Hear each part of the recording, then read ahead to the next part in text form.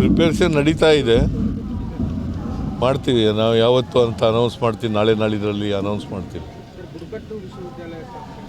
ಯಾವುದು ಅದೇ ಇವರು ಬೇಡಿಕೆ ಇಟ್ಟಿದ್ದಾರೆ, ಅದನ್ನು ಪರಿಶೀಲನೆ ಮಾಡ್ತೀವಿ. ಬುಡಕಟ್ಟು ವಿಶ್ವವಿದ್ಯಾಲಯ ಮಾಡಬೇಕು ಅಂತ ಬೇಡಿಕೆ ಇಟ್ಟಿದ್ದಾರೆ, ಅದನ್ನು ಪರಿಶೀಲನೆ ಮಾಡಿ the government will take A decision. Metro ದರ ನಿಗದಿ ಮಾಡೋರು ಯಾರು? ನಾನು ಚೇರ್ಮನ್ನ. ಚೇರ್ಮನ್ ಯಾರು? ಕೇಂದ್ರ ಸರ್ಕಾರದಿಂದ ನೇಮಕ ಆಗಿರ್ತಕ್ಕಂಥವ್ರು ಚೇರ್ಮನ್ರಾಗಿರ್ತಾರೆ, ಅವರು ಮಾಡೋದು.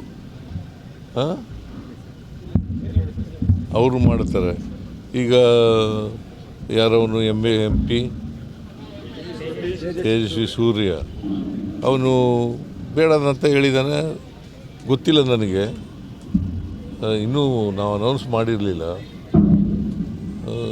ಏನು ಮಾಡಿ ಗೊತ್ತಿಲ್ಲ ನನಗೆ, ನಾನು ಅಂತ ಹೇಳಿದ್ದೀನಿ. ನಾನಂತೂ ಬಸ್ ಎಂಥದ್ದು ಮೆಟ್ರೋ ದರ ಏರಿಸಿ ಅಂತ ಹೇಳಿರಲಿಲ್ಲ.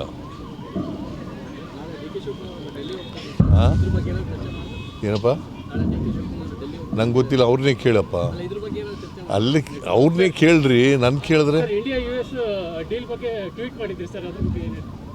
ಟ್ವೀಟ್ ನಮಗೆ ಅನ್ಯಾಯ ಆಗ್ತದೆ, ನಮ್ಮ ರೈತರಿಗೆ ಅನ್ಯಾಯ ಆಗ್ತದೆ ಅಂತಕ್ಕಂಥದ್ದು ನಾನು ಟ್ವೀಟ್ ಮಾಡಿದ್ದೀನಿ. ಈಗ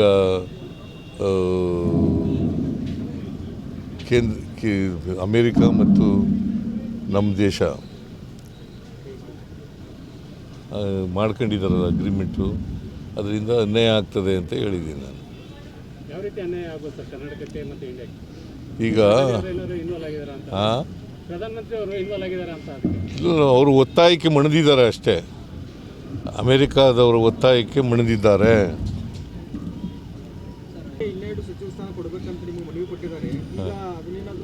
ನಾವು ತೆಗೆದಾಕಿದ್ವು ಅವ್ರಿಗೆ, ನಾವು ತೆಗೆದಾಕಿದ್ವೇನ್ರಿ? ಕಾರಣಾಂತರದಿಂದ ರಾಜೀನಾಮೆ ಕೊಡಬೇಕಂತ ಪರಿಸ್ಥಿತಿ ಬಂತು. ಮಂತ್ರಿಮಂಡಲ ವಿಸ್ತರಣೆ ಮಾಡುವಾಗ ಮಾಡ್ತೀವಿ.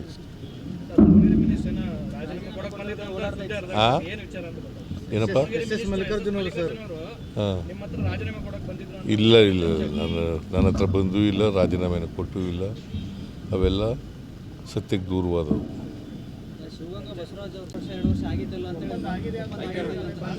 ಅದನ್ನೇ ಪುನಃ ಬಂದು ಇದಕ್ಕೆ ಬರೀ ನೀವು ಅದಕ್ಕೆ ಅವ್ರನ್ನೇ ಕೇಳ್ರಿ, ನಂಗೆ ಗೊತ್ತಿಲ್ಲ, ನಿನ್ನ ಎದುರಿಗಾಗಿತ್ತಪ್ಪ ಅಂತ ಅವ್ರನ್ನೇ ಕೇಳಿ.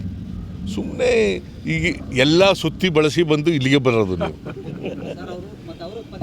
ಅವರು ಹೇಳಿದ್ರೆ ಅವ್ರನ್ನೇ ಕೇಳಪ್ಪ ತಮ್ಮ. ಬೇರೆ ವಿಚಾರ ಇದ್ರೆ ಕೇಳಿ.